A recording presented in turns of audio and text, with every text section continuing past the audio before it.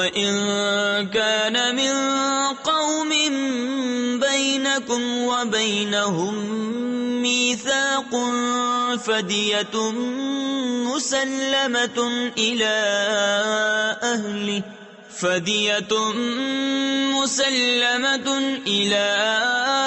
أَهْلِهِ وَتَحْرِيرُ رَقَبَةٍ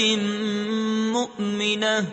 فَمَن لَّمْ يَجِدْ فَصِيَامُ شَهْرَيْنِ مُتَتَابِعَيْنِ تَوْبَةً مِّنَ اللَّهِ وَكَانَ اللَّهُ عَلِيمًا حَكِيمًا۔ اور اگر وہ اس قوم میں ہو کہ تم میں ان میں معاہدہ ہے تو اس کے لوگوں کو خوب وہاں سپرد کی جائے، اور ایک مسلمان مملوک آزاد کرنا، تو جس کا ہاتھ نہ پہنچے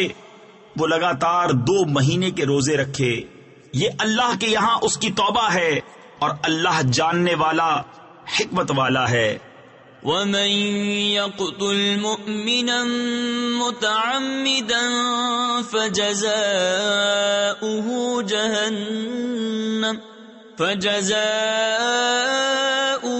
جَهَنَّمُ خَالِدًا فِيهَا وَغَضِبَ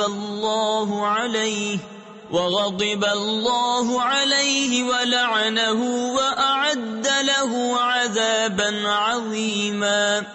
اور جو کوئی مسلمان کو جان بوجھ کر قتل کرے تو اس کا بدلہ جہنم ہے کہ مدتوں اس میں رہے، اور اللہ نے اس پر غضب کیا اور اس پر لعنت کی، اور اس کے لیے تیار رکھا بڑا عذاب۔